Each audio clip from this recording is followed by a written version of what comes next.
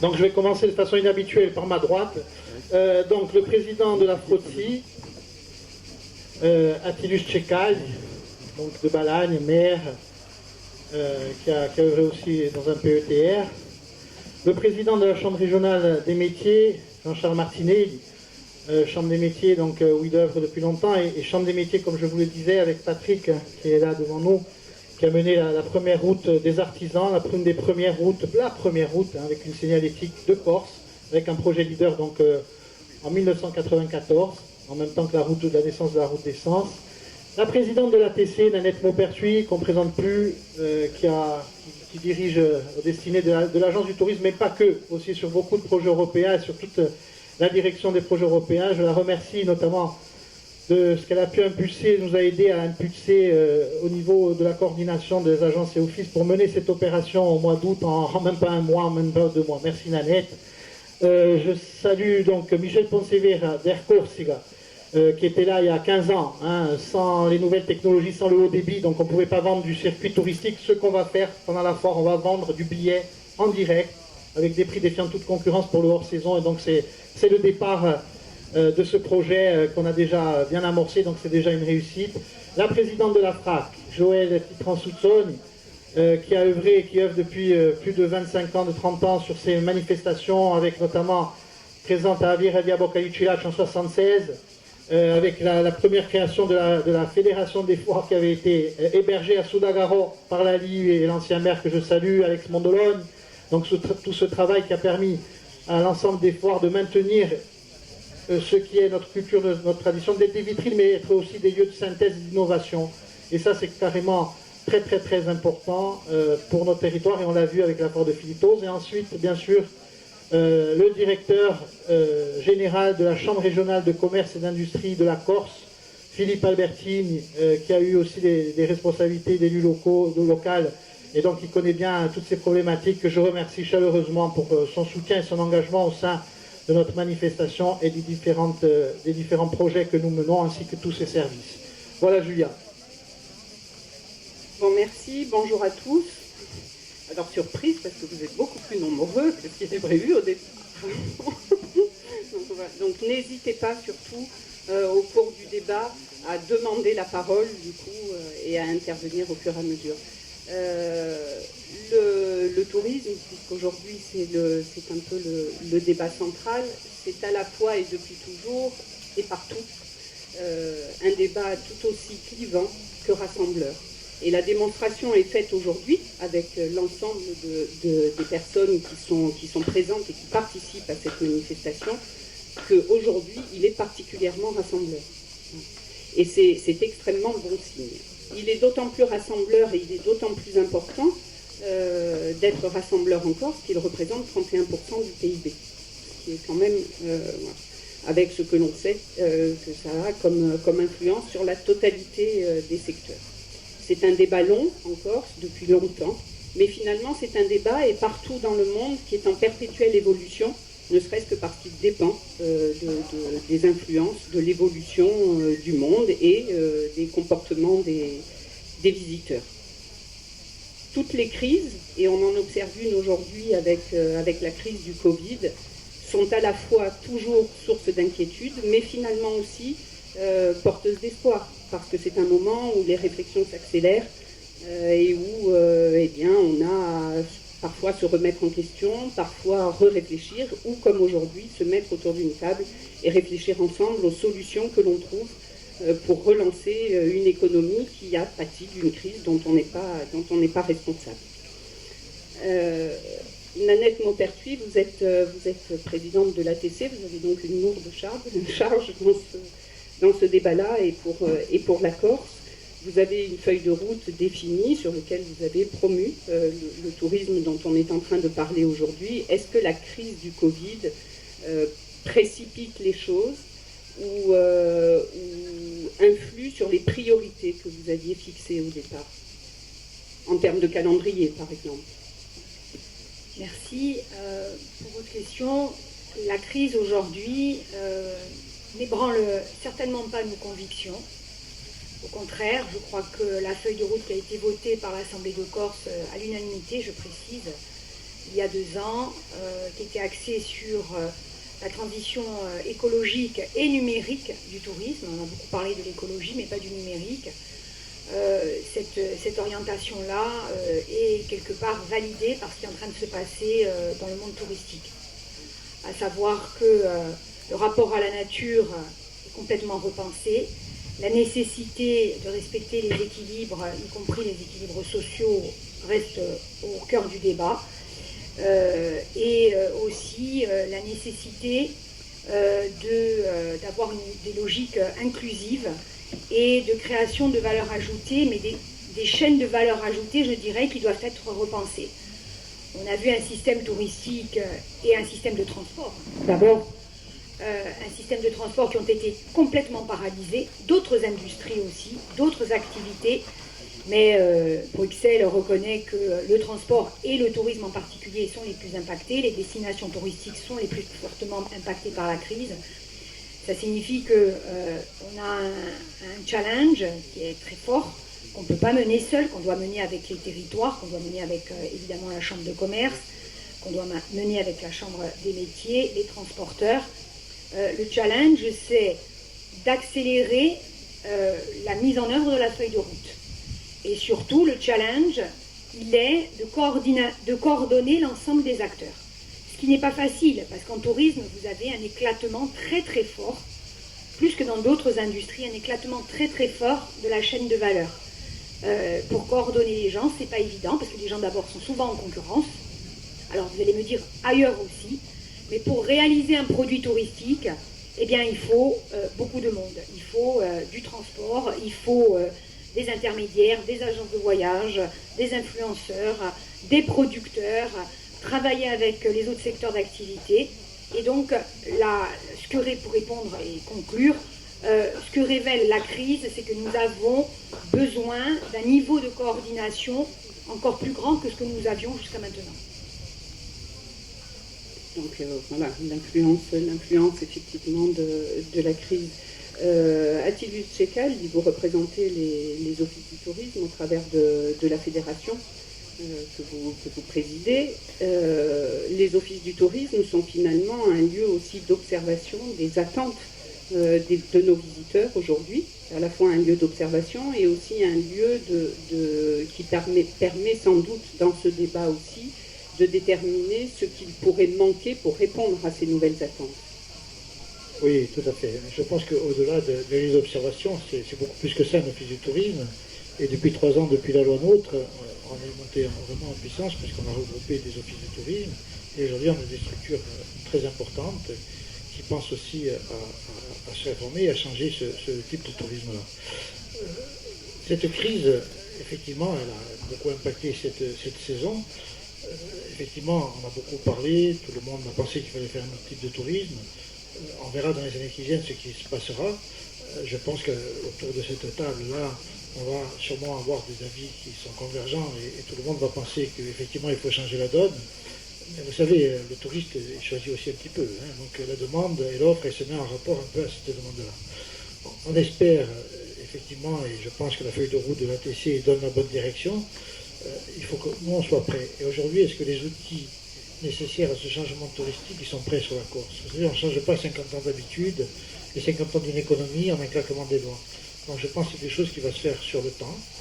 On tenait des acteurs effectivement actifs, puisqu'on a été pendant la crise du Covid, on continuera à l'être. On a des outils qui sont en train d'évoluer, de se métamorphoser, qui sont en train de prendre conscience qu'il faut passer à autre chose. On a bien sûr, à la frontière, on représente 21 offices de tourisme, dans des tailles plus ou moins différentes. Il y a des petits offices de tourisme, il y en a un peu plus gros, il y en a des très importants. Et effectivement, on œuvre dans ce sens-là. Mais on est aussi conscient que c'est difficile. On a vu après le Covid qu'il y a des gens qui ont envie de revenir à leurs habitudes. Quand vous voyez qu'on continue à faire la queue devant les McDo, ça veut dire que le touriste, il n'a pas changé, il n'a pas forcément changé. Donc il faut que nous, on soit en capacité aujourd'hui d'offrir autre chose. Et l'autre chose, c'est ce qu'on a déjà, ce qu'on sait faire, mais c'est-à-dire de le canaliser et de savoir le vendre. Et effectivement, aujourd'hui, pour le vendre, il faut que tous les acteurs que vous avez autour de cette table-là travaillent main dans la main, comme l'a dit la présidente, que le transporteur amène son savoir, la capacité à faire venir des gens, que les institutionnels y réfléchissent à cette politique et que les acteurs de terrain, tout ce que ça peut représenter sur le terrain, soient en capacité ensemble de créer des produits pour qu'on soit capable d'aller chercher ces nouveaux touristes ou transformer les habitudes des touristes et leur amener avec l'envie de faire autre chose sur la Corse, autre que la plage, voir un petit peu la montagne, qui souvent se limite au Germain. Donc, si on veut sortir de ça, il faudrait que tous ensemble on se donne la main pour y arriver. Effectivement, on peut le faire. Mais je pense qu'on n'est pas forcément prêt. Pas forcément prêt. Pourquoi? Peut-être l'avis de la Chambre de commerce est importante à ce stade-là. Quel est sur le point que vient de soulever Attilus, quel pourrait être l'accompagnement qui pourrait se mettre en place pour les professionnels? Oui, donc sur le degré de préparation, on va être aussi vite d'accord que sur les objectifs. En effet, on n'était pas prêt à cette crise. On est rarement prêt à des crises et encore moins à celle-ci. D'autant qu'elle n'est pas terminée.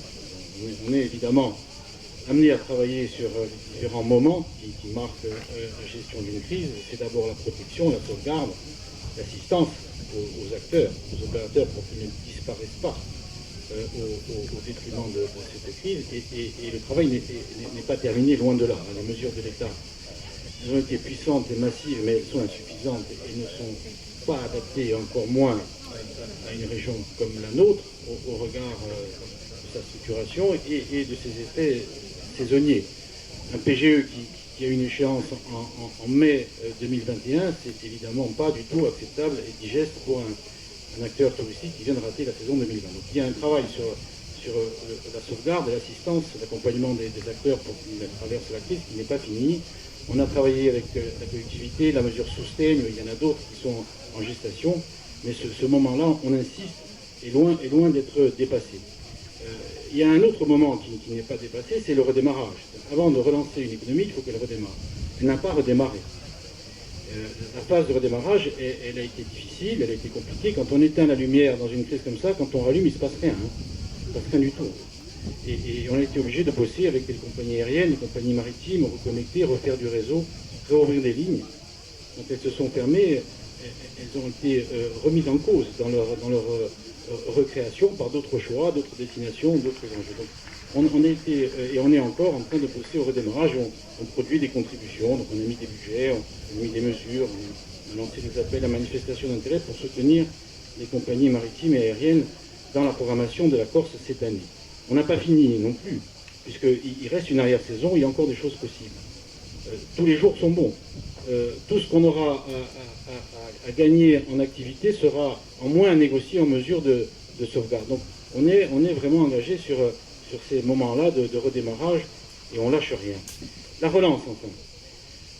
On a amené une contribution à la relance. Donc on a travaillé avec un cabinet qui s'appelle Ernst & Young, EY, ils sont rebaptisés, c'est plus marketing, EY, et on a questionné le tissu. On a eu 1746 réponses. On n'a jamais eu autant de réponses. J'ai même été surpris à la fois du nombre et de la qualité des réponses.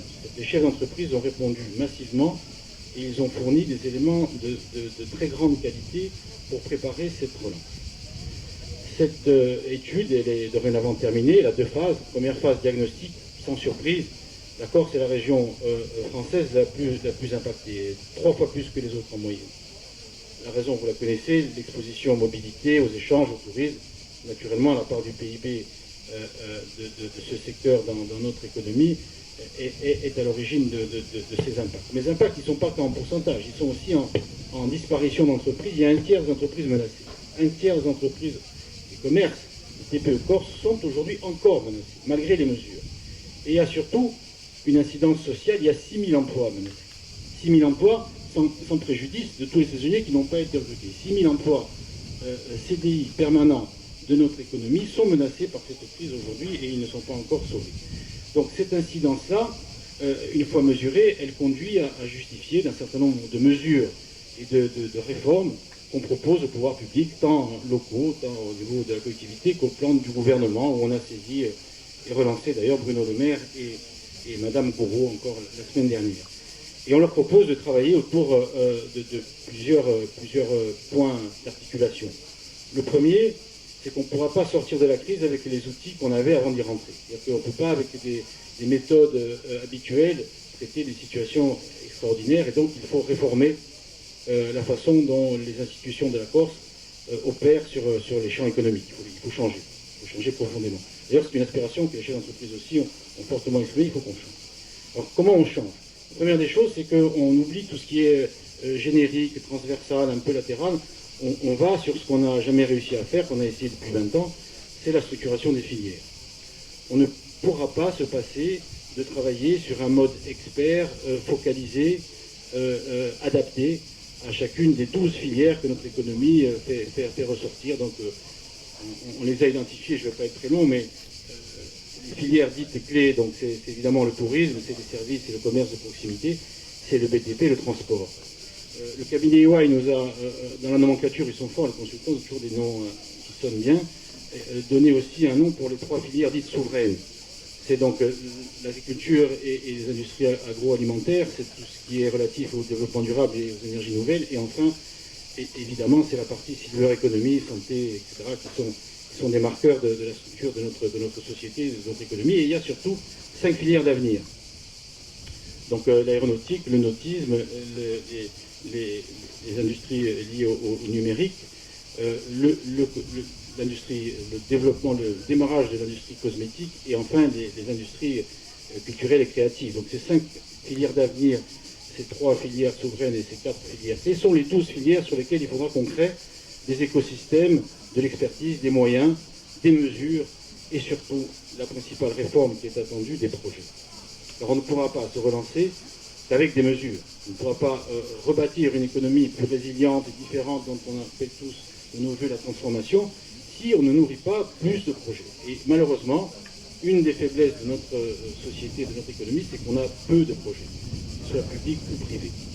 On a beaucoup d'idées, on a des intentions, on a parfois des velléités, on en exprime pas mal, on en parle longtemps et beaucoup.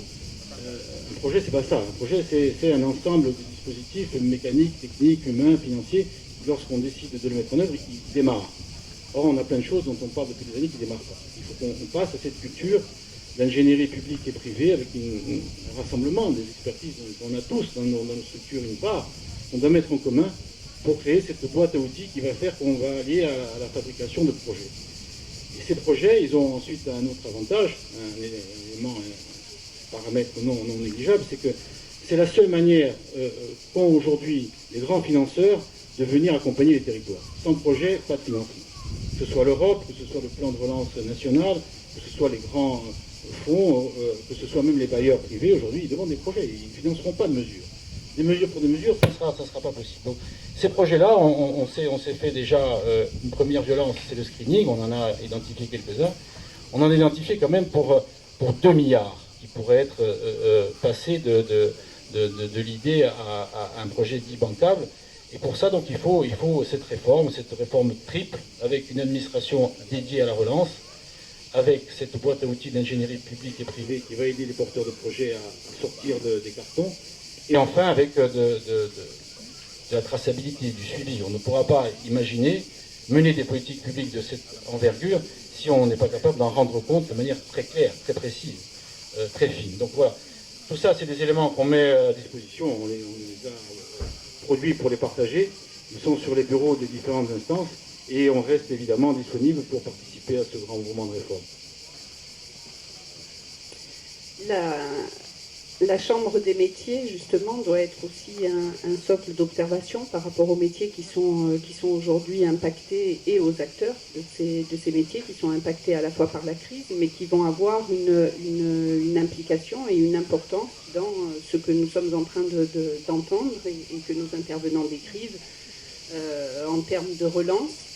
Est-ce que les acteurs de tous ces métiers que vous rencontrez ont conscience de l'importance de leur rôle dans ces transformations-là qui se jouent aujourd'hui et dont dépendent aussi à la fois l'avenir de la Corse, mais le leur en particulier?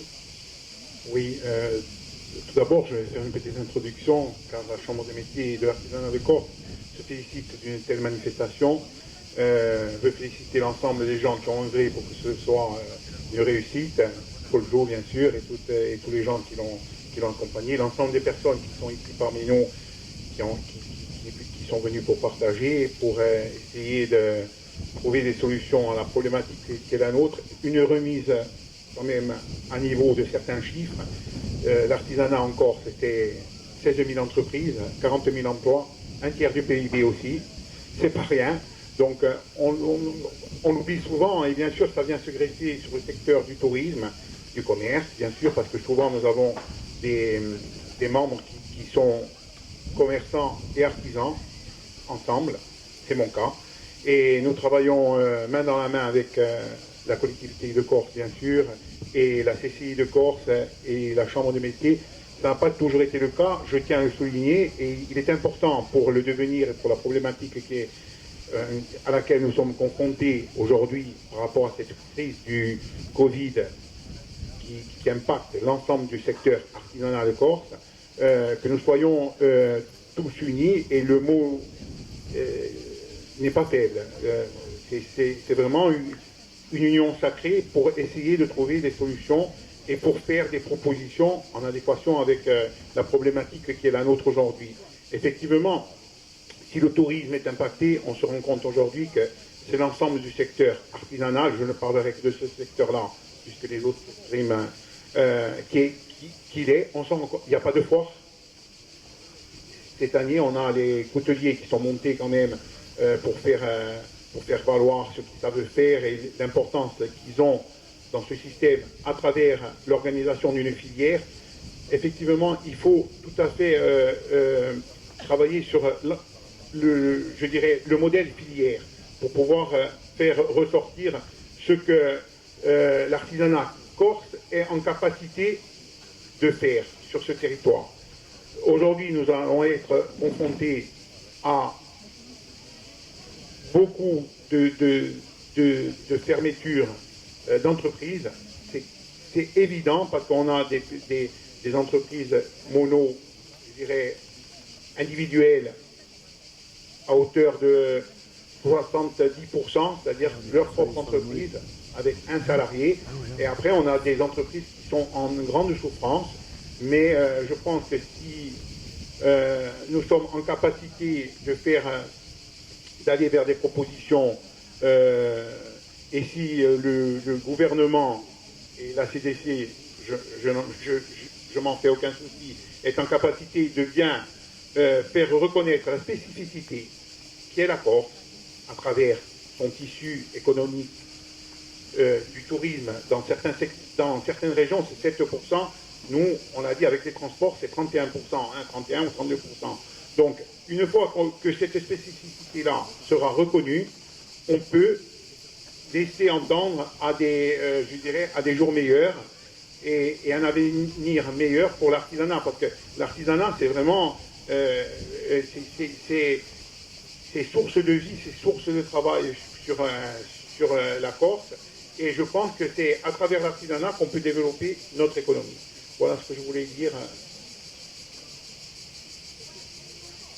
Alors on entend effectivement tous un fil conducteur qui est celui qui mène à une réflexion sur du tourisme durable, qui est aujourd'hui à la fois une nécessité mais aussi une demande forte des visiteurs. Ça passe par une valorisation de l'identité, une valorisation des métiers et des savoir-faire, des produits et donc des productions locales. Et tout ceci, ça passe aussi par une question de promotion. Aujourd'hui, on est dans un monde qui est un monde de communication. La promotion, finalement, pour transformer, parce que l'identité, c'est vendeur en termes de tourisme. Et nous n'en manquons pas, sauf à avoir les yeux fermés, nous ne manquons pas ni d'identité ni de savoir-faire. Maintenant, vous êtes peut-être, si j'entends à demi-mot ce qui se dit, dans une réflexion où il faut professionnaliser cette identité pour la valoriser au mieux et qu'elle devienne une vraie force à la fois économique et identitaire pour la Corse. Excusez-moi. La promotion, la FRAC en a une expérience depuis longtemps et peut témoigner aussi de l'engouement que suscitent tous ces produits, tous ces métiers et toute cette identité lorsqu'elle est valorisée. Alors d'abord, je vais situer le terrain sur un terrain de bénévolat et d'associatif, parce que je ne suis pas du tout une élue. Je suis simplement dans une collégiale d'associations et une fédération d'artisans bénévoles des foires. Et si on voit ce qui a été fait et réalisé aujourd'hui à Philippetos, ça je félicite encore une fois mes amis. Également Paul Jo, parce que c'est quand même en 2004 avec Paul Jo qu'on a commencé à réfléchir sur un label qui malheureusement pour l'instant est encore dans une grande solitude. Si j'entends les gens d'Alsace qui parlent de leur département qui a reconnu leur label, le nôtre pour l'instant on est encore localement très isolé. Alors ce label et ces foires, elles offrent quelque chose de très important. Parce que nous, du 1er janvier au 31 décembre, nous avons donc des foires dans des territoires qui ont été complètement désertifiés et qu'en 40 ans, on a remonté complètement. Quand on nous disait, on a fait la foire de l'Olivier en 1989, c'est très vieux, je suis déjà très ancienne, et on nous a dit, mais vous êtes fous, il n'y a plus d'huile, tout a brûlé, il n'y a plus d'olivier. On a dit, ben, on lance le défi, certainement on va replanter, ce qui est exact. Le syndicat des oliviculteurs a vu le jour à la foire de l'Olivier, et lorsque Paul Jo a réfléchi à cette époque avec nous sur ce label a permis de réunir sur nos foires le meilleur de la qualité des artisans et des producteurs, sans aucun objet de revente soit autorisé. Sur nos foires, il n'y a pas de revente. C'est pour ça que nous sommes aussi peu nombreux et qu'il n'y a que 15 foires sur les 60 foires et marchés de Corse. Ce label, normalement, il est vendeur. Il est vendeur surtout pour les gens qui viennent de l'extérieur.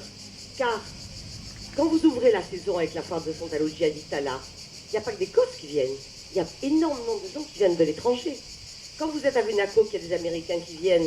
Quand vous êtes dans les foires d'été je dirais, de l'Olivier, de l'Amandier, etc., donc qui sont à très forte valeur touristique. Mais nous avons offert des choses qui sont extraordinaires. Quand vous êtes à Santa Lucia d'Itala, vous avez Cucuruzu, vous avez un hébergement, vous avez des auberges de luxe, vous avez tout pour faire du tourisme que nous étendons sur des territoires qui avant étaient parfaitement inconnus et que nous avons fait émerger. Et pourquoi nous avons fait émerger? Parce qu'on a travaillé sur ces filières, sur cette identification de produits et surtout sur un produit à forte valeur ajoutée, c'est-à-dire que l'écologie, le développement durable et les circuits courts, ça a été notre priorité. Et là, cet hiver, moi j'ai reçu des tas de coups de fil d'artisans qui sont au bord du suicide, car comme il n'y a pas eu de foire, c'est-à-dire les foires représentent des milliers d'euros pour les artisans, la cosmétique, la savonnerie, les artisans, les couteliers qui heureusement aujourd'hui sont là pour nous soutenir, mais les producteurs aussi, qui sont à l'article de la mort. Et quand ils ont dit, quand on leur a dit, il n'y a que Philippetos, ils ont poussé un ouf, sauf que Philippetos ne pourra accueillir que 80 personnes, et vu les mesures restrictives imposées par cette épidémie, tout est au point mort. Et nous, toutes les conventions que nous avons élaborées sur un travail qui remonte maintenant à 2017 sont également au point mort. Donc on est dans une situation de grande solitude, mais on a beaucoup d'espoir parce qu'on peut offrir beaucoup de choses. Voilà. Merci. Parmi tous ces savoir-faire et parmi les produits phares de la Corse, il y a effectivement tous les produits artisanaux, il y a aussi les produits agricoles. Et tous nos savoir-faire agricoles qui représentent aujourd'hui une vraie valeur ajoutée en termes à la fois d'image et d'attractivité pour nos territoires, bien sûr pour les habitants sur l'île, mais aussi et tout particulièrement pour les gens qui viennent visiter la Corse et la découvrir, parce que le produit agricole et l'artisanat sont les deux premières choses qu'ils recherchent au-delà de la plage et du soleil. Ils viennent chercher ces produits. Vous avez sans doute à vous exprimer aussi sur cette question et la place que doit prendre la production agricole et les métiers agricoles dans toute cette réflexion. La parole.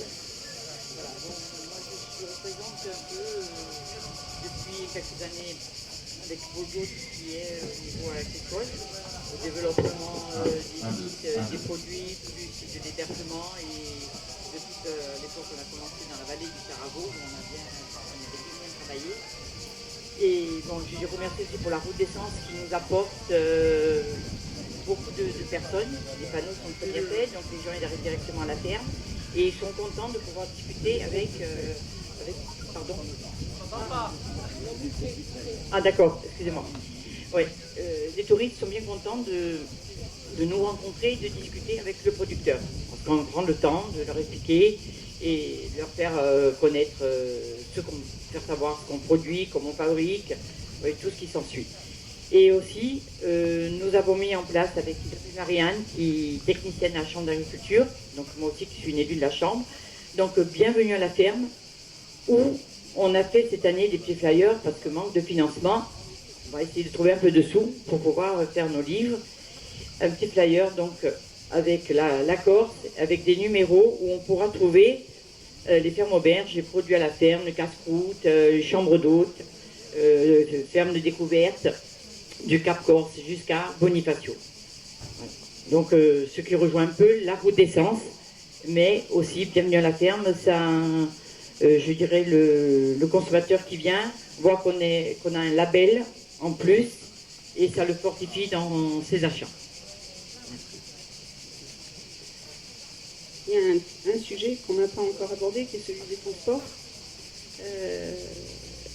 Dans toute la dimension qu'on connaît, et bien sûr le rôle central en matière de tourisme que peuvent jouer les transports.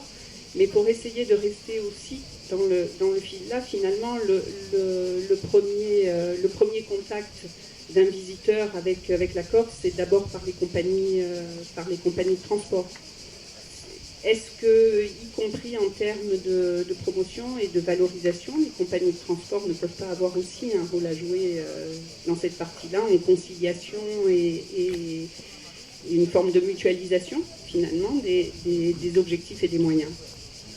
Parfaitement, effectivement, je pense que les compagnies de transport, donc je parlerai pour le transport aérien, en ce qui concerne donc la compagnie régionale Air Corsica, oui, effectivement, un rôle central, puisque sans transport, pas de tourisme, et pas de tourisme, pas de transport. Donc les deux sont étroitement liés. Alors le rôle de la compagnie régionale, effectivement, dans sa première mission, c'est la délégation de service public. Et au-delà, bien évidemment, sur la partie donc estivale, l'été, dans l'aérien, c'est d'avril à octobre, donc c'est un été de 7 mois, pour 5 mois d'hiver. Donc notre mission, effectivement, là, c'est d'animer ce qui va rester de cette saison. Voilà, crise Covid oblige, il a fallu nous réinventer, décider avec l'Office des Transports, l'Agence du Tourisme, quel serait l'été aérien pour la Corse. Alors lorsqu'on parle, on remonte au mois de mars, avril, on est très pessimiste effectivement avec la fermeture de l'aéroport d'Orly. Là ça met un coup sérieux au développement et à toutes nos opérations. On pensait très honnêtement faire un hiver l'été, c'est-à-dire qu'une ligne comme le Paris-Corse par exemple sur Ajaccio-Bastia, on s'est dit on va se restreindre à 3 vols par jour, voilà, parce qu'il était très compliqué de mettre l'ensemble du programme. Et puis évolution faisant, la pression sur l'aéroport d'Orly, parce qu'il fallait impérativement ouvrir l'aéroport d'Orly, parce que pour Air Corsica, c'est 50% du chiffre d'affaires. Voilà, donc sans Orly, pas de développement, pas de tourisme. Donc, avec la pression, avec d'autres compagnies aériennes, bien évidemment, nous avons réussi à obtenir la réouverture de l'aéroport d'Orly le 26 juin, une transition courte avec un petit peu de déport sur l'aéroport de Charles de Gaulle pour assurer un lien avec la capitale. Et nous voilà donc au milieu déjà d'une saison, d'une pique saison touristique, juillet-août.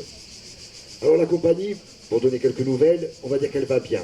Elle va aussi bien qu'elle peut aller par rapport aux conditions actuelles.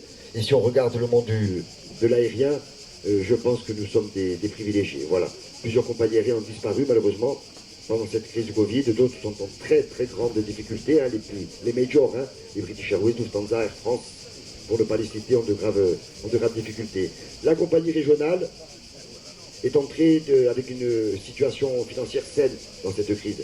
C'est ce qui fait effectivement qu'on a gardé la tête hors de l'eau. Voilà. Donc, Paul Jo est venu nous voir il y a 2 mois en arrière en disant voilà, ce sera la seule foire de l'été. Tu nous accompagnes. Il n'y a même pas à se poser la question. Nous serons là, comme nous l'avons été par le passé. Alors j'ai attentivement écouté toutes les expériences, hein, qu'elles soient françaises, sardes ou autres. Et là, effectivement, ils ont, eux, du transport, parce qu'ils sont sur un continent, et c'est facile. Et lorsque je vois tous les produits qui nous ont été présentés, les produits régionaux, et je vois toujours le tarif ne comprend pas le transport. Et là, ça nous fait mal, parce qu'on se dit, enfin, on a un outil, on a une compagnie régionale, et nous ne sommes plus sollicités, parce que nous l'avons été par le passé. On parle de la route des vins, mais la route des vins, la première route des vins, c'est 1998. C'était la route de patrimoine. À l'époque, c'était pas la compagnie régionale, mais c'était la Sabena, la compagnie belge. Et nous avions à l'époque fait la route des vins, avec le Crépac. Voilà, il y avait déjà des synergies. Air Corsica, dans les années 90, fin des années 90, a créé la route des saveurs, qui est devenue ensuite les itinéraires saveurs. Et là, nous avons le Taravo, le Bataravolo, Taravo, les deux C, les deux Sauves, et nous avions des parcours sur 3 jours de nuit, bien sûr avec l'avion, la location de voitures et des fermes auberges. Et tout ça fonctionnait très bien. Ensuite, comme on dit, chacun son métier, les vaches seront bien gardées. Donc nous nous sommes retournés à notre métier premier qui est le transport aérien, et nous avons dit donc aux professionnels, à vous maintenant de promouvoir ces produits, mais il vous faut toujours du transport, voilà. Et là on s'aperçoit effectivement que le transport il est absent. Donc là je viens au nom d'Air Corsica dire que le transport il sera là.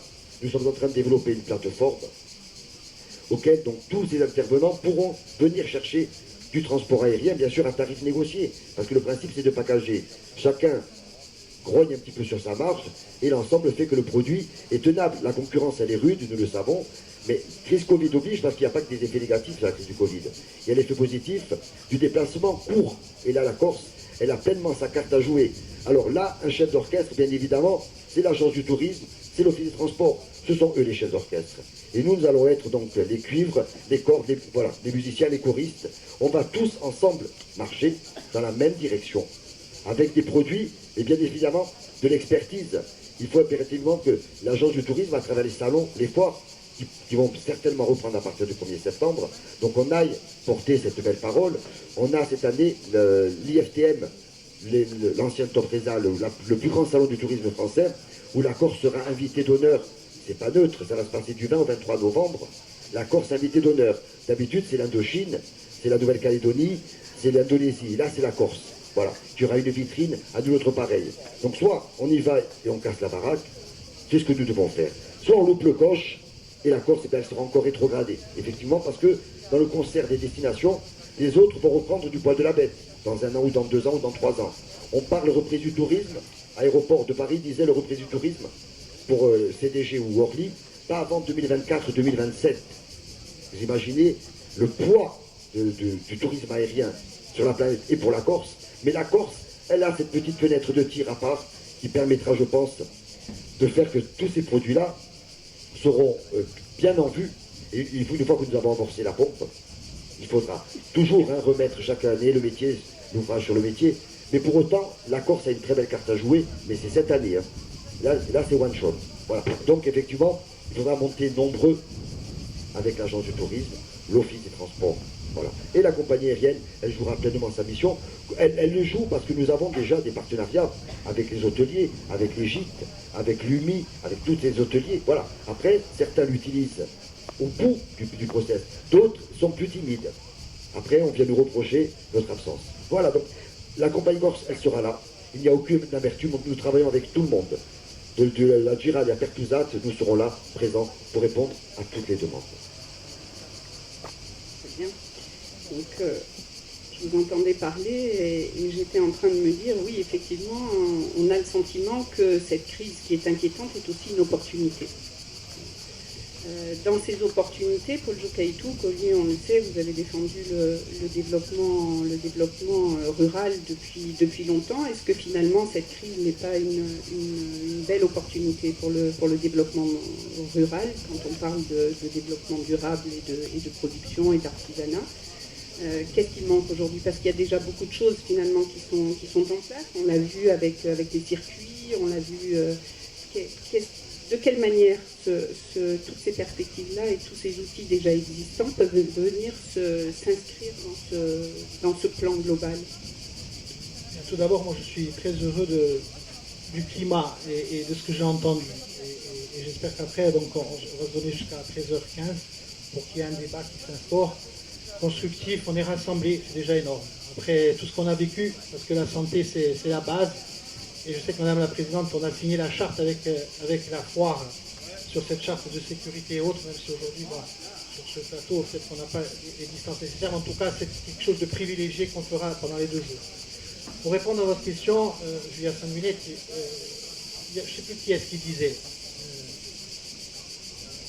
il ne se passe rien pendant des décennies, et puis, en quelques mois, on rattrape des décennies. Et cela, c'est souvent le cas au lendemain de crise. L'Altragar, l'association L'Altragar, elle est née quand? Elle est née en 1989. En 1989, lorsque le conflit social avait bloqué tous les ports, tous les aéroports, on a enfin reconnu que notre viande non era più dura, en disant qu'elle era dura. Donc, si pouvait mangiare, non c'era che vacca prima. Et là, avec Jean-Pierre Lovic et d'autres, eh bien, on a relevé le défi et on a relancé cette production. On a obtenu par la suite des abattoirs. Vous imaginez, en 2000, on a eu le premier abattoir. C'est comme si au niveau du tourisme, il n'y avait eu ni port ni aéroport. Donc, au lendemain de ces crises, au moment de ces crises, c'est là qu'on voit la force d'une communauté, c'est là qu'on voit la force d'une profession, c'est là qu'on voit la force des dynamiques collectives. Et donc, quand on a, avec Rosemary qui, je vous le dis encore une fois, a débuté avec 4 personnes ici sur ce champ de foire pour mener cette politique de tourisme campagnol, parce que je vous rappelle il y a 28 ans, on l'a posé cette foire ici volontairement à côté d'un site prestigieux où à l'époque 3 touristes sur 4 passaient par Filitose. On a voulu poser la question de dire l'équilibre entre agriculture et tourisme. Elle est nécessaire parce que s'il n'y a plus le tourisme, et notamment le pastoralisme, et je regarde Françoise, s'il n'y a plus ce pastoralisme-là, c'est l'effet domino, c'est l'effet papillon, c'est l'effet domino. S'il n'y a plus le pastoralisme, il n'y a plus de culture, il n'y a plus d'artisanat, il n'y a plus de langue, il n'y a plus de chant, il n'y a plus ce qui fait la valeur culturelle ajoutée. Et là, le tourisme du soleil et du sable, on va le trouver ailleurs à des prix défiant toute concurrence. Et c'est pour ça que cette synergie entre agriculture, tourisme et artisanat, elle est aujourd'hui pour la première fois sur cette tribune matérialisée avec l'ensemble des institutions, avec l'ensemble des acteurs économiques, culturels, puisqu'il y a aussi les musées de Corse qui sont représentés, parce que quand on va faire ces produits-là le dimanche, il va falloir que nos musées, nos centres de Tankitsch, le site soient ouverts. Donc ça, c'est à discuter, à travailler, à mettre en synergie. Alors qu'est-ce qui manque, Madame Sangret? Eh bien, nous, on avait positionné en 2004, quand je dis nous, c'était avec le CREPAC, c'était avec la FRAC, c'était avec l'ensemble des opérateurs, c'est de dire qu'il faut qu'il y ait cette synergie entre les acteurs du territoire, il faut qu'il y ait cette territorialisation qui soit vraiment mise en œuvre.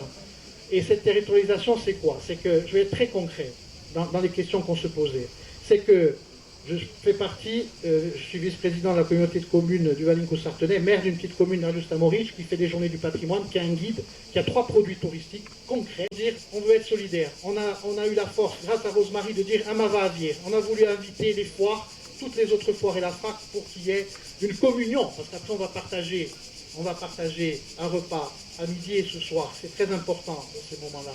Et on a voulu inviter aussi la FROCI avec toutes ses agences et offices, pour que les institutionnels et le terrain qui se côtoient déjà, qui échangent, se consolident encore plus, parce que pour nous, c'est évident. Et donc, qu'est-ce qu'on a dit? On a dit, nous, on a fait ces produits-là grâce au partenariat avec la TC, grâce au partenariat avec l'ODAR, grâce au partenariat avec le PAR, grâce au partenariat avec l'Office d'environnement. Mais seuls, nous n'arriverons à rien. Et on ne veut surtout pas être la grenouille qui veut se faire plus grosse que le bœuf. C'est pour ça que nous disons, et la vice-présidente de la NPP qui est présente ici et que j'ai fait venir, c'est que plus il y aura de projets de territoire. Je ne veux même pas parler de PETR. Pour moi, c'est l'outil idoine.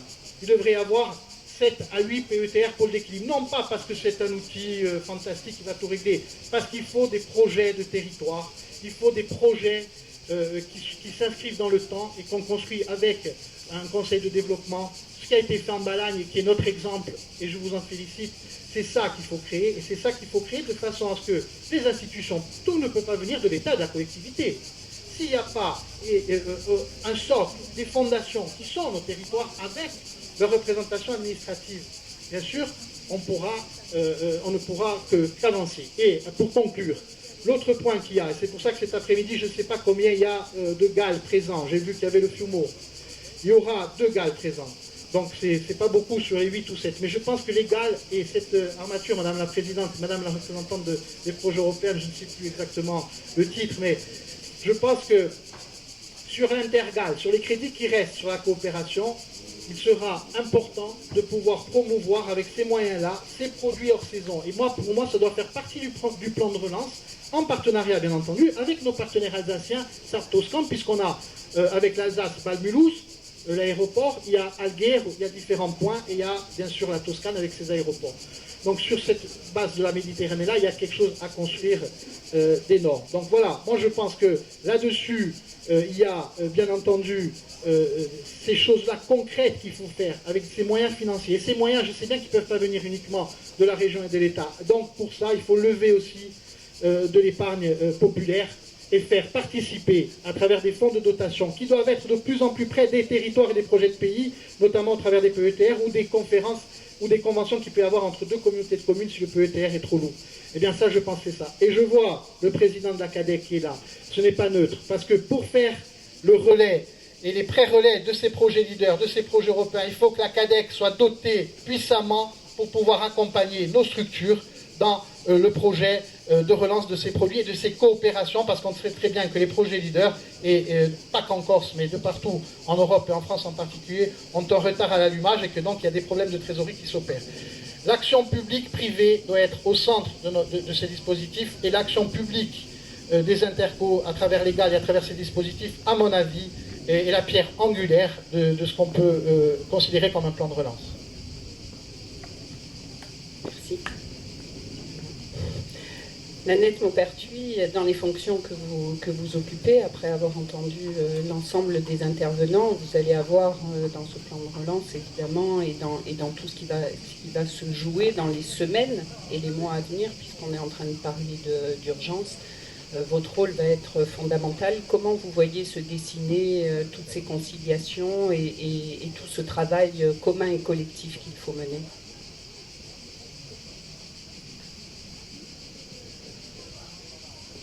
Oui, ce travail commun et collectif, d'abord, il a commencé avant la crise aussi, ce qui nous a permis, dès le 13 mars, avant le confinement, au moment même où Ajaccio était déjà érigé en cluster, de réunir l'ensemble des socioprofessionnels.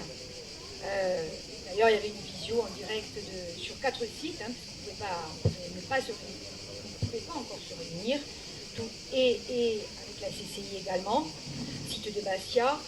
Et nous n'avons pas arrêté tout le mois de mars, avril, mai, juin, en audioconférence, en visioconférence, à réunir l'ensemble des fédérations, l'ensemble alors des OT à travers le COTI, bien évidemment, Tony était là.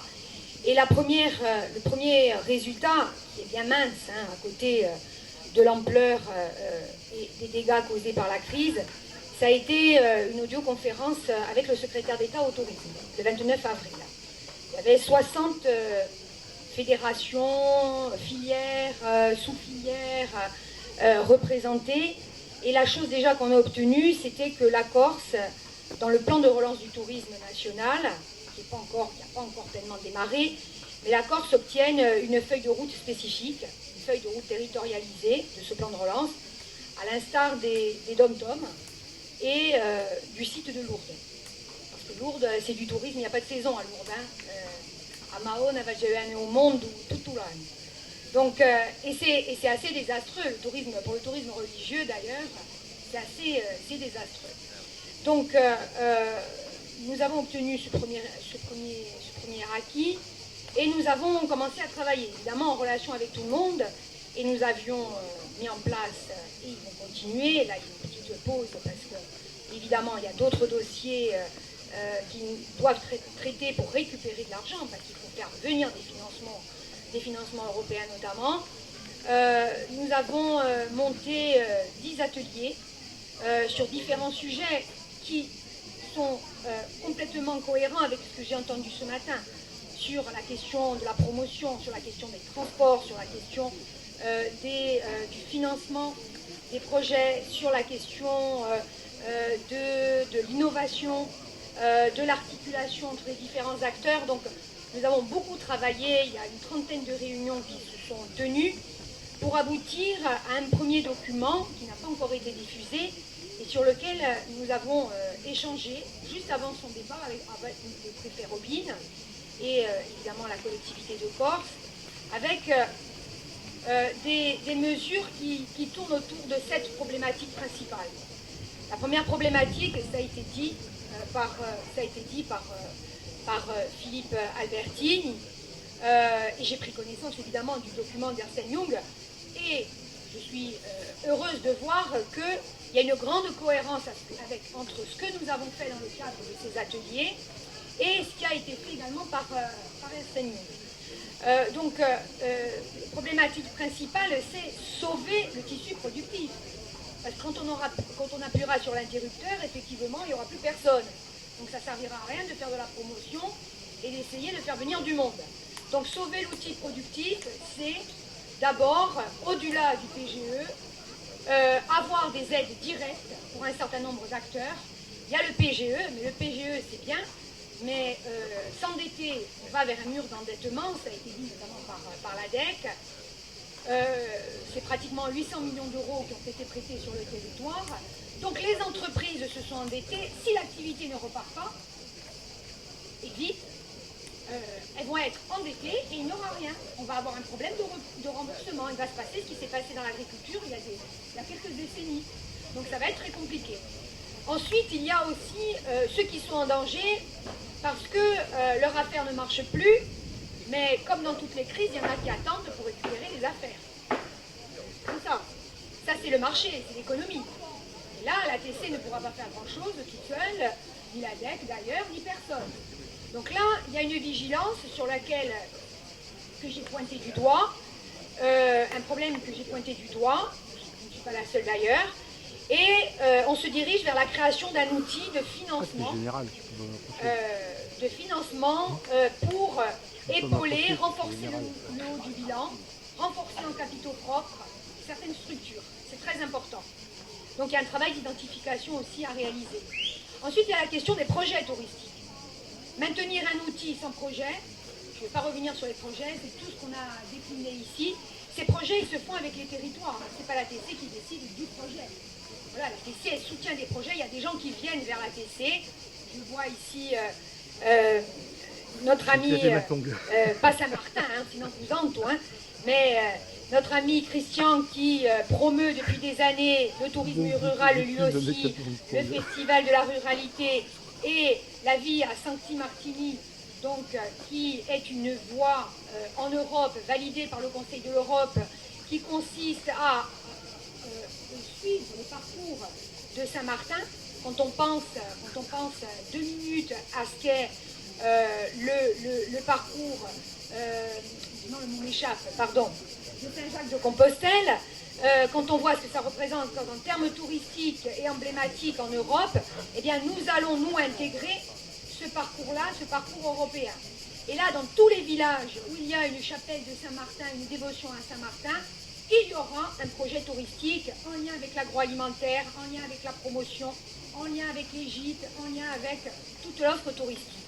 Donc le troisième volet, c'est les projets, et sur les projets, nous serons soutenus fortement par Atout France, y compris dans l'identification de nouveaux sites. Nous le disions en aparté tout à l'heure avec la fraude site, on ne peut pas toujours aller sur les mêmes sites. Pourquoi? Parce qu'aller sur les mêmes sites, c'est rendre le site insoutenable. Donc il y a des difficultés à avoir.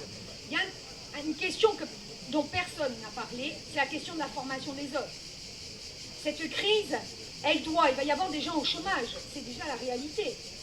Nous sommes la région la plus impactée en termes de chômage, et dans le chômage concernant le tourisme, mais par effet rebond et domino dans les autres secteurs d'activité.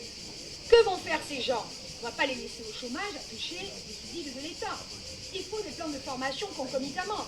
Il faut profiter de cet hiver, du fait qu'il y aura beaucoup de gens en inactivité, pour former les gens aux langues, à l'ingénierie de projet, comme on le disait tout à l'heure, et à d'autres techniques touristiques, au numérique, dont nous avons besoin.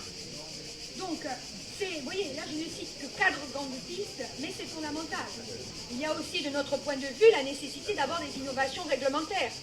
On ne peut pas continuer ici à avoir des sites sur lesquels on ne paye pas. On ne peut pas continuer à accueillir 28 000 camping-cars. Moi, je n'ai absolument rien contre les camping-cars, mais dont plus de la moitié ne va jamais dans un camping.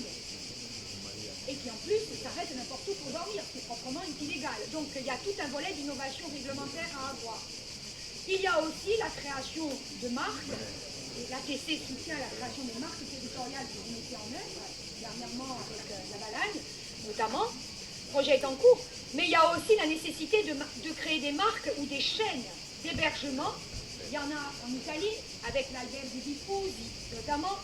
Il y a la nécessité de donner une vision globale. Un hôtelier ne doit pas être tout seul dans son coin. Moi, je sais ce que c'est l'entreprise, je sais ce que c'est le profit également, la logique privée, mais il y a la nécessité d'afficher aussi des chaînes d'hébergement, d'afficher des chaînes d'hébergement qui sont visibles dans le monde entier. Et c'est pas le groupe Accor, c'est pas tel ou tel groupe international qui d'ailleurs se retrouve en grande difficulté. Ce sont des chaînes comme les Poussadas au Portugal, ce sont des chaînes comme c'est pas les Abelghi Diffusi, ça c'est en Italie. En Espagne également, il y a une chaîne qui a été créée par les territoires avec les hôteliers et qui est très, très, très attractive. Donc il y a véritablement un plan de relance multidimensionnel qui doit être articulé avec des mesures fiscales, bien évidemment. Et moi, ce que je peux constater avec grand plaisir, malgré la crise, malgré les difficultés, malgré le fait qu'il y ait beaucoup de gens qui ne vont pas travailler ou qui travaillent à moins 30, moins 40, moins 50, moins 70% de chiffre d'affaires, d'accord, il y a une volonté collective eh bien, de dire cette fois, il faut vraiment qu'on aille sur notre trajectoire. Et ça, c'est un élan que moi j'ai senti. J'ai senti, et je suis heureuse de constater que nous ne sommes pas en perpendiculaire dans le plan de relance du tourisme que nous souhaitons promouvoir, qui n'est pas encore diffusé, nous sommes encore en train de travailler, et à la rentrée prochaine, ce sera la diffusion, et surtout, en face d'un plan, il faut des moyens.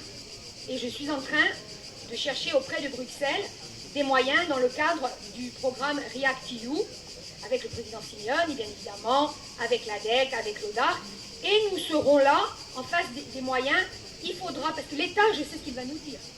L'État va nous dire, mais nous on a mis le PGE, et nous on a mis le chômage partiel.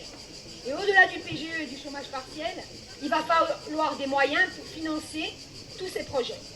Et le premier moyen, c'est quand même l'humain. C'est la ressource humaine. Si ici, on est réunis aujourd'hui, et si on en est à la 28e édition de cette foire, c'est parce qu'il y a des hommes et des femmes qui se sont impliqués. Des Tomajo, voilà, des Poljo, pardon, des Poljo, des Rosemary, bien sûr, mais le clonage humain n'est pas encore réalisable. Donc on ne va pas pouvoir tous se cloner. Il faut former. Et il faut, et puis comme nous le disions tout à l'heure en aparté, avec Michel et avec Tony, donc il faut former les jeunes. Il faut former les jeunes. Et ensuite, dernier point, parce que je me suis beaucoup exprimée, dernier point, arrêtons d'opposer.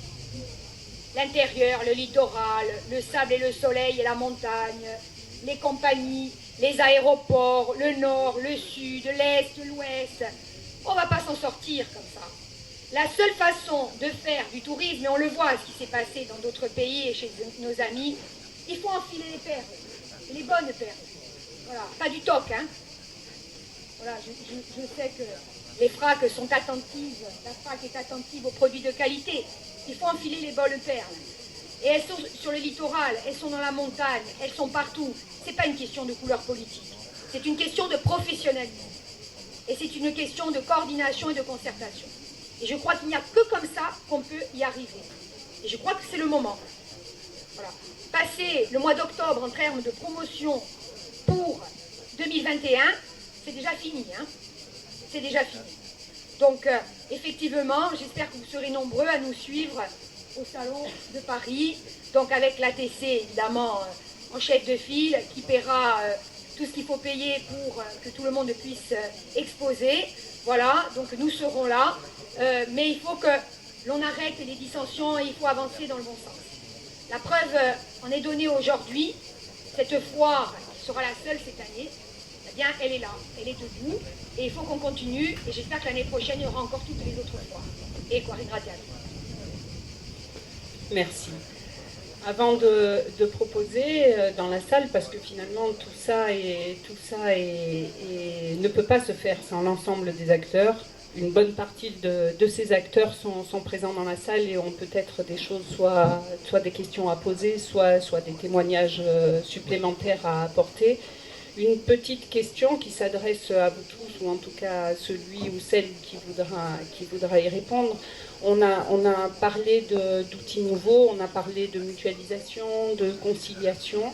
On entend souvent dire qu'un des comportements touristiques qui change, c'est qu'aujourd'hui, le touriste, il se déplace plus souvent sur des séjours plus courts, et ils réservent plus tard, c'est-à-dire au dernier moment. Dans le monde qui est le nôtre aujourd'hui, ça implique que l'outil numérique, à la fois pour les professionnels et à la fois pour les institutionnels, soit extrêmement performant en matière de tourisme pour être concurrent et occuper l'espace. Est-ce qu'aujourd'hui, dans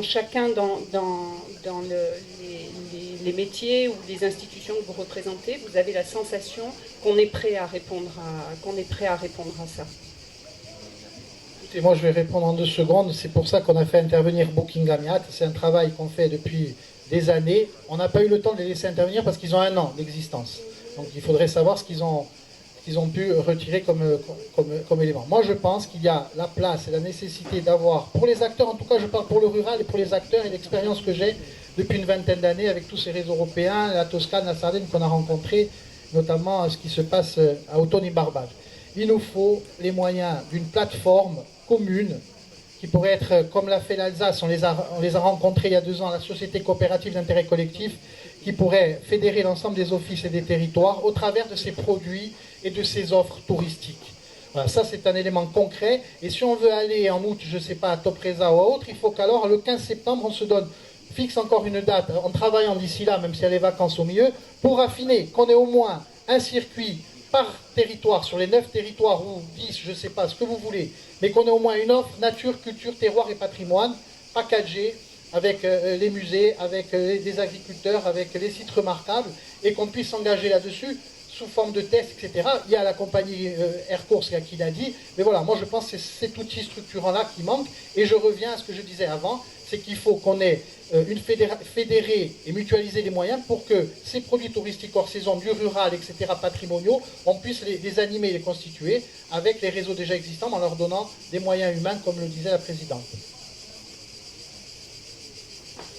Il y a la fédération des guides qui voulait peut-être, et ensuite le public aussi.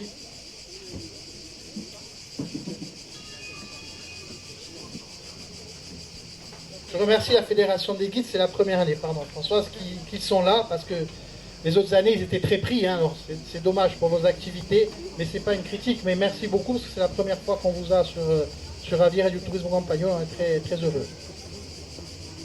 Bien, bonjour à tous, je vais être très rapide. Je suis Virginie Ferrand-Sérène, je suis la vice-présidente de la Fédération des guides diplômés de Corse. Et je tiens à remercier Paul Jou de nous avoir invités cette année. J'étais présente l'an dernier par un jeu de hasard, mais c'était à titre personnel. Cette année, j'y reviens via notre fédération et j'en suis très fière. Pour vous situer très rapidement, pour ceux qui ne nous connaissent pas, c'est une association qui existe depuis plus de 20 ans. Nous sommes 85 guides conférenciers répartis sur tout le territoire. Nous avons donc la possibilité de guider en 9 langues.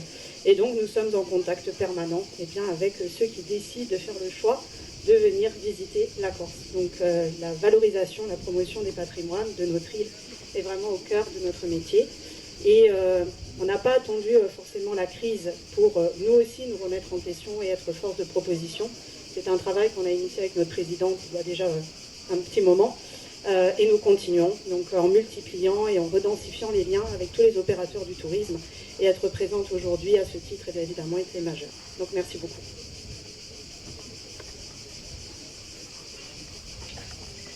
Merci. Excusez-moi, il y a une bonne partie des gens à qui je tourne le dos, mais c'était où je voyais les gens à qui je posais des questions, où je vous tournais le dos. Est-ce que quelqu'un a une question à poser, ou un témoignage, ou envie de faire une remarque, ou autre? Ouais. Est-ce que...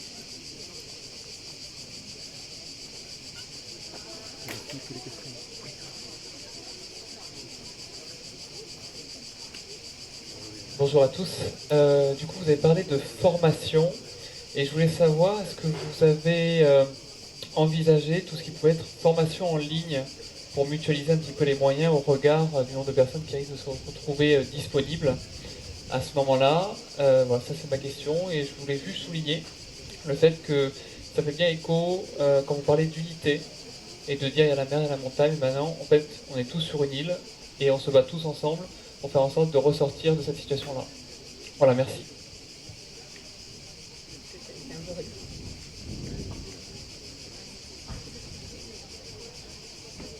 Oui, la question est très pertinente. La formation en ligne, elle est évidente à réaliser sur certains métiers. Par contre, par exemple, pour la question linguistique, par exemple, il n'y a pas de souci. Pour les données patrimoniales aussi, quelqu'un qui, à un moment donné, va être guide-interprète, effectivement, il peut se former en ligne sur des cours d'histoire, etc. Et nous avons prévu des choses de ce type.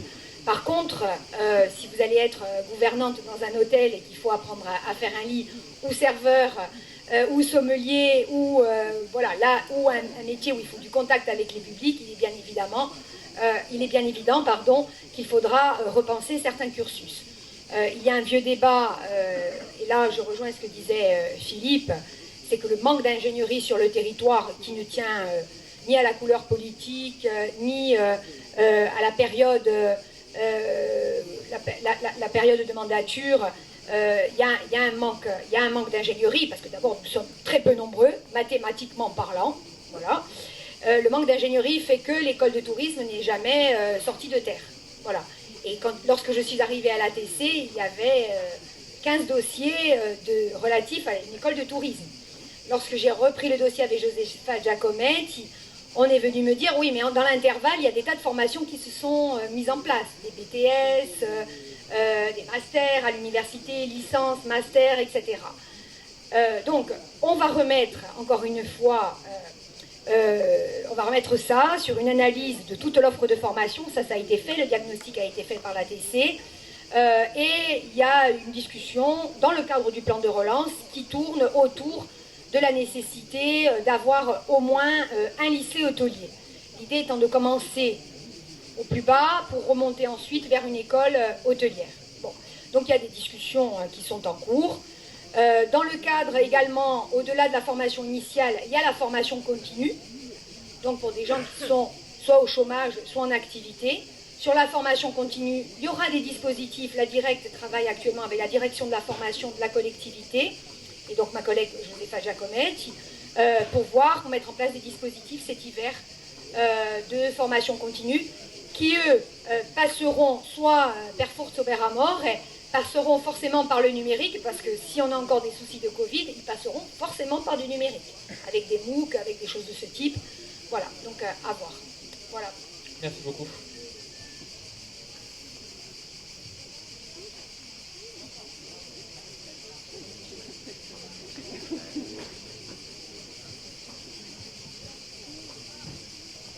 Alors je vous propose qu'on se rapproche de la conclusion de ce débat, même si en fait on pourrait en parler toute la journée sans s'arrêter, on aurait toujours quelque chose à dire, mais je pense que là tout le monde a besoin d'aller un petit peu aussi se rafraîchir et déjeuner, y compris les intervenants. Je vous propose peut-être chacun d'entre vous un petit mot de conclusion sur cette première étape du débat. Oui, effectivement, quand on entend tous les acteurs de ce débat parler, effectivement, on fait des choses exceptionnelles en Corse. On a des artisans qui sont exceptionnels, tout le monde est en capacité d'apporter sa pierre à l'édifice. Sauf qu'on se rend compte que ce n'est pas suffisant encore. Il faut qu'on se réinvente. Et ce que j'ai dit tout à l'heure, je pense qu'on n'est pas encore fait pour ça, que la mutation touristique elle se fera sur le temps. Effectivement, dans le monde professionnel, et on ne peut pas se permettre de sauter des années, parce qu'il faudrait que l'année prochaine, on puisse être performant et que l'économie doit se remettre en marche. Mais on a une vraie mutation à faire, il faut qu'on en ait conscience, il faut qu'on le dise, il faut qu'on soit entendu, il faut qu'on soit écouté. Je pense que la volonté est là, on a vu l'enthousiasme de tous les participants, avec beaucoup de conviction. On a parlé du tourisme de demain, du tourisme qu'on voudrait pour la Corse. Et puis je crois qu'on est tous des amoureux de la Corse, qu'on a envie de la protéger, même si aujourd'hui c'est un peu la poule aux œufs d'or. Mais on ne peut pas se permettre de continuer comme ça, parce que sinon, à terme, ça sera une défaite pour tout le monde. Oui. Moi, je voudrais juste rajouter que les artisans corses sont des artisans exceptionnels, parce qu'ils ont développé un sens de la réactivité inégalé, parce qu'ils sont obligés de s'adapter souvent à ce territoire qui est enclavé, on le sait très bien. Donc, je me reconnais en eux, et je reconnais l'excellent travail qu'ils font dans le rural, comme dans les villes, mais surtout dans le rural. C'est pour ça que nous sommes là aussi aujourd'hui, et c'est pour ça que nous allons les aider à se développer. Et je peux vous dire que, pour ma part, à chaque fois que j'ai été sollicité, Je vois mon ami Christian ici. J'ai participé et je participerai avec l'ensemble des artisans qui sont autour de nous pour développer l'artisanat dans le rural et l'ensemble des secteurs économiques de notre île. Pour répondre juste un petit mot au monsieur qui a posé une question, les CFA de Haute-Corse et de Corse du Sud sont en train de mettre en œuvre de la formation par numérique. Cela représente de gros moyens, je peux vous le dire. Maintenant, il va falloir que les territoires soient en capacité d'absorber. Et ça, c'est une autre histoire. Voilà. Bonne continuation. Alors d'abord, j'ai eu un trou de mémoire tout à l'heure, c'est certainement la chaleur. La chaîne hôtelière espagnole, ce sont les paradores. Voilà, déjà, première chose. Deuxième chose, le mot de la fin, bon, 3 mots peut-être. Un, le professionnalisme. Voilà. Et ça commence par, effectivement, que les tumpages, donc qui sont deux hommes ichtiers. Donc c'est ça qui est important, vous venez de le dire. Et ensuite, ça continue avec la communication, la promotion, etc. Il faut être pro. On est petit, il y a beaucoup de monde sur le marché, il faut être très pro. Professionnalisme, deuxième mot, mutation. Mutation nécessaire et dans le bon sens. Et troisième mot, j'ai déjà dit, union. Voilà. Je reprendrai les mots de la présidente, j'allais dire Uni divinceremo. Voilà, il n'y a plus qu'à. Bien, encore une fois, donc merci à Rosemary, Hervé, Paul Jo pour l'organisation de cette foire. Nous aurons le plaisir peut-être de tous vous accueillir à Lumio le 15 et le 16 mai pour Aviera di Uban et ensuite, avec un peu de chance, Mourts, ce n'est pas encore sûr, mais en tout cas Bocognan en décembre. Merci, au revoir. Oui, un mot pour donner un angle pratique de mise en œuvre de cette communauté. Oui, de cette démarche qui converge et qui rassure tout le monde. Il faut des actes pour construire des parcours et il y en a là devant nous qui sont à portée de main. Donc bien sûr que le rural, tout le monde ici et mieux qu'ailleurs le sait, est un monde de difficultés, de complexité, de temps long, de contraintes. Et donc on ne peut pas y aller avec les outils traditionnels, il faut y renforcer à la fois donc la présence et l'activité des acteurs privés, artisans, commerçants, ça a été dit, il faut renforcer les moyens des acteurs publics et privés qui soutiennent ces territoires, ces artisans, mais il faut aussi, pour dynamiser les flux, des éléments particuliers, des discriminations positives. Il faut un bénéfice d'usage. Si on veut relancer la fréquentation, on ne pourra pas faire l'économie des chèques vacances, des bons cadeaux. Il faut qu'on arrive à créer un intérêt particulier, spécifique et supplémentaire pour que les flux se déplacent et viennent de manière privilégiée aux endroits où on en a le plus besoin. Et là, c'est pas la peine de se poser la question d'où sont ces endroits. Et c'est pas ça. Le dernier mot, c'est pas ça. Donc nous, on est là parce qu'on soutient bien sûr les enjeux, la démarche et l'intérêt des manifestations, mais on est là pour Paul Jo aussi, parce qu'on est venu soutenir notre ami, un acteur qu'on connaît depuis toujours, qui a marqué l'histoire de la ruralité, du développement, de l'aménagement des différentes vallées sur lesquelles il a exercé ses talents, presque toutes. Et comme il y a quelques difficultés, donc c'était le meilleur moment pour venir pour la première fois à cette foire.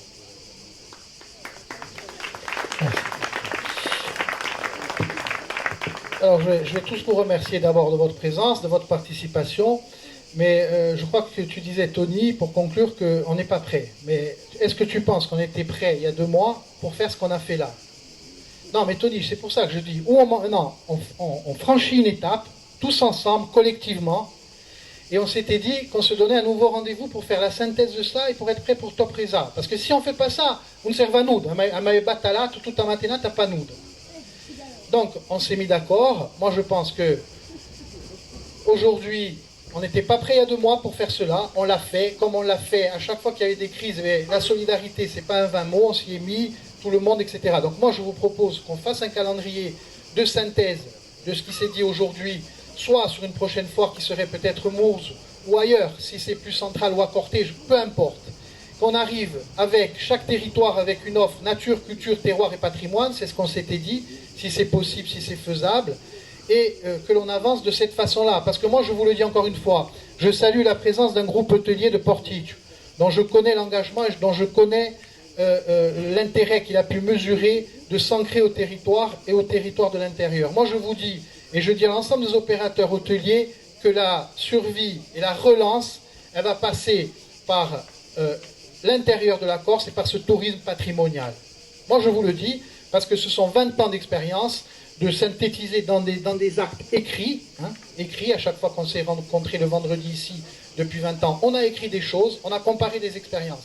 Moi, je vous dis qu'il va partir de là. Et donc, on a aujourd'hui un cadre, on a aujourd'hui des moyens qui sont peut-être faibles, mais il y a déjà ces moyens leaders dans la présidente qu'on peut peut-être réfléchir, etc. Donc, moi, je vous dis fortement, donnons-nous une date, mi-septembre, fin septembre, pour faire la synthèse et pour vraiment acter encore une étape de travail concrète sur ces circuits hors saison avec notre partenaire, puisqu'on a le transporteur aujourd'hui, et l'ensemble des dispositifs existants. Je vous remercie et maintenant je vous convie à un repas commun.